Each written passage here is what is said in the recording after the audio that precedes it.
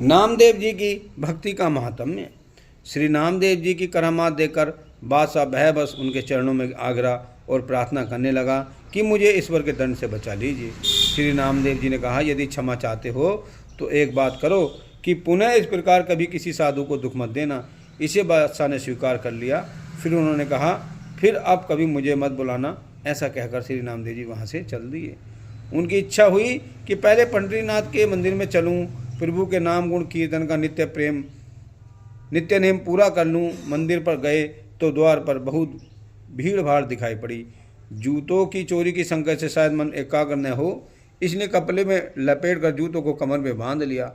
हाथ से भीड़ को हटाकर भीतर गए। दर्शन करके पदगान आरंभ करना ही चाहते थे कि किसी ने जूतों को देख लिया और रुष्ट होकर 5-7 चोटें लगाईं। फिर धक्का देकर मंदिर से बाहर निकाल दिया। परंतु श्री नामदेव जी के मन में पंडों के इस व्यवहार से थोड़ा भी क्रोध नहीं आया।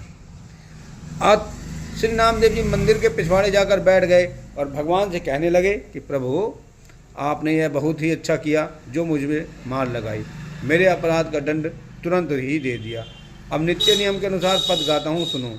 यह कहकर नामदेव जी पद गाने लगे, जिसे सुनते ही भगवान का हृदय करुणा से भर गया। भक्त को भय व्यथित एवं दीन देखकर प्रभु व्याकुल हो गए। संपूर्ण मंदिर को घुमाकर श्री नामदेव जी की ओर द्वार कर दिया। यह देखकर जितने भी वेद पाठी पांडा पुजारी थे, सबके मन की कांति क्षीण हो गई। सब ऐसे फीके पड़ गए जैसे पानी उतरने से मोती फीका हो जाता है। अब उनके हृदय में श्री नामदेव जी के प्रति बड़ी भारी श्रद्धा भक्ति उत्पन्न हो गई। सब ने श्री नामदेव जी के सुख देने वाले चरणों में गिरकर क्षमा याचना की। उन्हें प्रसन्न देखकर सबको शांति प्राप्त हुई। ओम नमो नारायण प्रभु जी।